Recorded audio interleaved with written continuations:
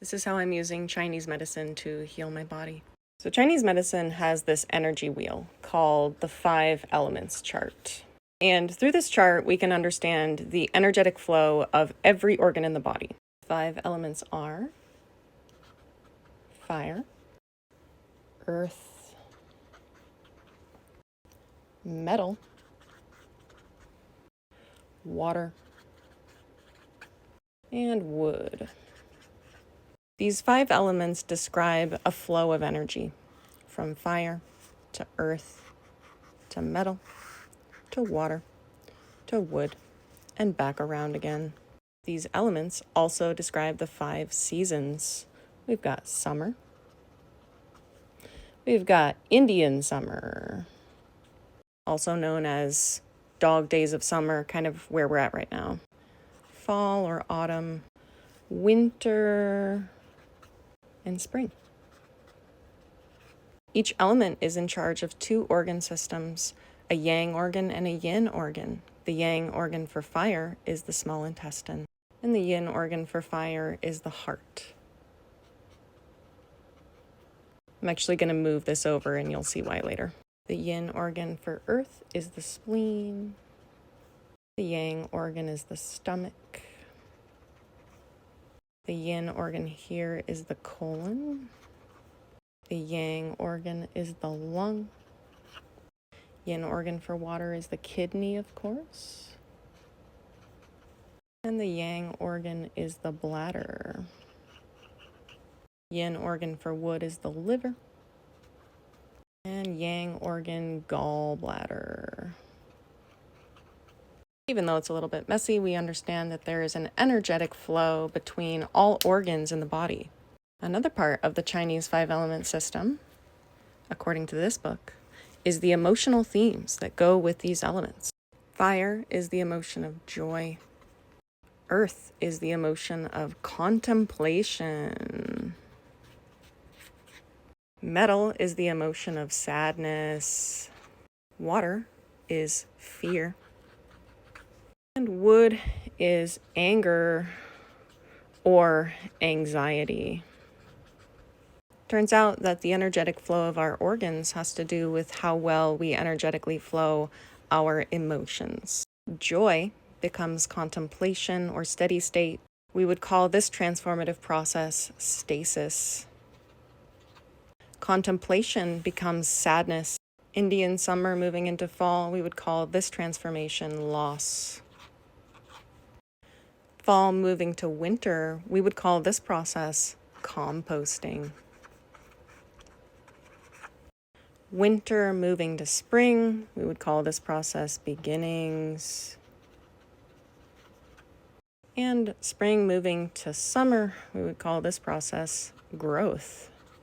In order to have energetic balance in our emotional body and our physical body, we need to be able to perform all of these transformations. Let's take a look at the yin and yang of it all. So we have the yin on the left side of the body and the yang on the right side.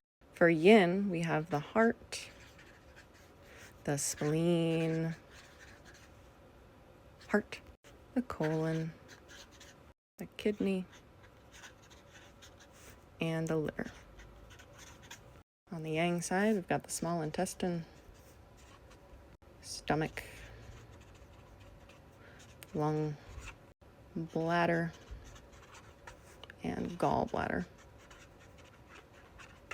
In this chart, each yin organ is going to receive the energy and the yang organ is going to give out the energy. So the heart's going to receive, send it to the small intestine.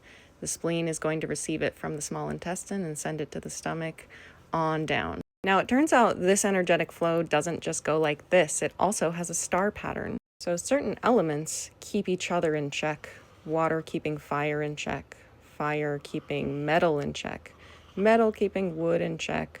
Wood keeping earth in check. And on down to water. So if the moderating forces are working well, the energy will flow this way. If your energies are getting bunched up or you're not flowing your energy well, you're going to see this star reverse. And it's called the insulting cycle. Additionally, this is just mine that I channeled through doing this work. This circle can also go backwards. You know how our chakras run clockwise naturally when the energy is flowing well? Same thing. It's going to run counterclockwise if the energy is flowing badly. So looking at the yin and yang chart, I said, well, where do I already know that my body struggles? I know that I have most of my pain symptoms on the left side of my body. I know particularly I'm struggling with spleen and stomach, but spleen is doing worse. Also, the kidney goes with the adrenals. I have adrenal dysfunction, and I also have an overactive bladder. What elements go with these? Well, that would be the element of earth for, you can't see it now, but the stomach and the spleen, and then water for the kidney and the bladder. And there are two different problems here. For the water element, there's too much. There's a buildup. There's too much cortisol release in the adrenal side, too much bladder, overactive bladder. And then the earth element, there's just not enough energy here. The stomach does not digest. The spleen cannot transform the food into blood element. The spleen is the organ that energizes the blood.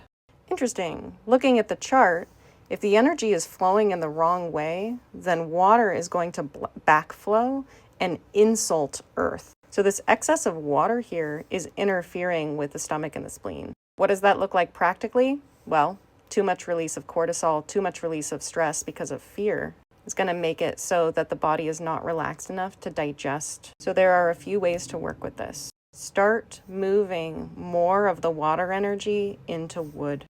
I don't actually have trouble with this process. I'm very good at starting things and beginnings. So my main goal is to increase the earth energy so that this flow is more full, and also so that the earth energy can moderate water rather than water insulting the earth. So how do I cultivate earthy qualities?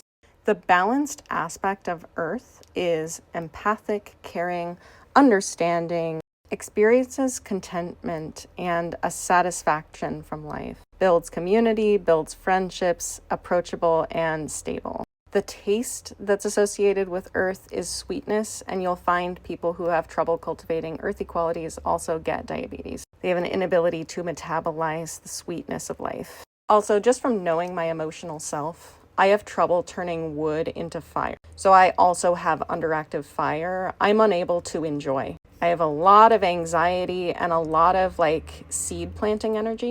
I rarely follow those seeds into their growth cycle, and I've said before, I rarely harvest anything. I don't stick around long enough to actually see the harvest through, because ultimately I don't believe that there is goodness in contemplation and contentment.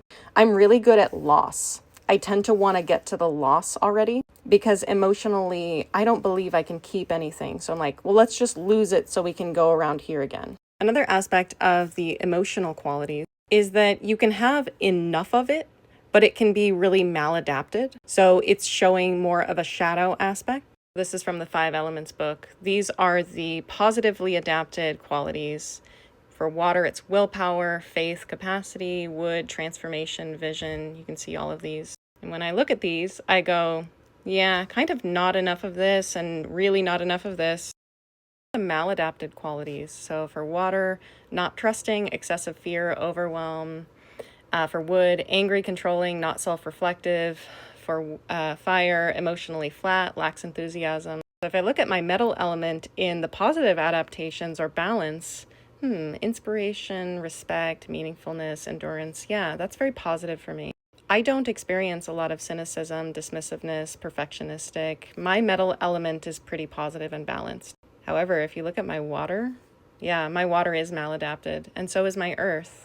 Very stubborn, need to get my way, self-absorbed. But when I look at my fire element, I'm like, except for insomnia, I think my fire is actually pretty positively adapted.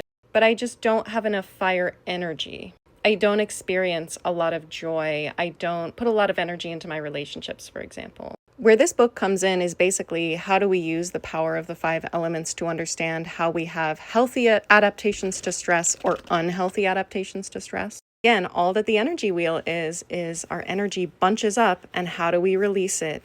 The bunching up of energy could be called stress. Now, here's kind of the coolest thing about this 5 Elements book is if your problem is water, and here's a bunch of evidence why your problem could be water, he has 10 things that you can do to help your water adapt. He comes from the standpoint that everyone has a type that they choose and only everyone is one type.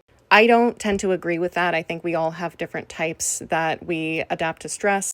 If your problem is fire, well, here are 10 things that you can do to help your fire, and so on with all 5 types. Another way to help this energy flow is to palpate the meridians and acupressure points. This book has all of those points. Here's the one for the spleen. Here's the one for the liver. Also an amazing book that's good for many things, not just this. Donna Eden's Energy Medicine has all these same acupressure points charted out. Plus it has the meridian flow wheel. Notice that there are times of day on this. Check out what is the time of day that I tend to feel the worst. For me, 1 to 3 p.m., 1 to 3 a.m., 11 a.m. right after the spleen has recharged, 7 to 9 p.m. right after the kidney has recharged.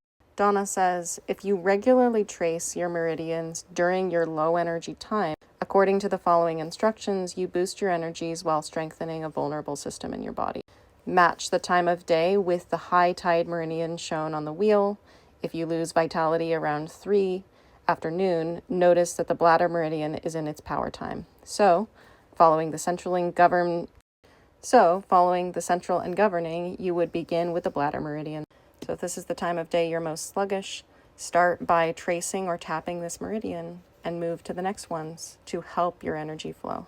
This is an image of all the systems together. You can also find this chart of all the body meridians together. This seems to be a really popular one. I saw this one over and over again, and I'm sure you can find YouTube videos that someone will literally go through all of them with you together. The other thing about this energetic flow that I channeled that's not part of the normal system or the traditional system is that when people use self-will, when they try to will things into their life, that's when the natural energy flow, the go with the flow, turns into a manual forcing of things. So if you're in a lot of fear, instead of transforming into new beginnings and seed planting, you might try to mentally override and go into metal, which is the element of the physical world, of logic and structure. So you might be trying to create structures out of your fear, and then you might try to use your metal element, which is your logic and structures, to create physical aspects in the earth, physical stability and safety. And you might try to use your earth element, like your money, to create outer joy.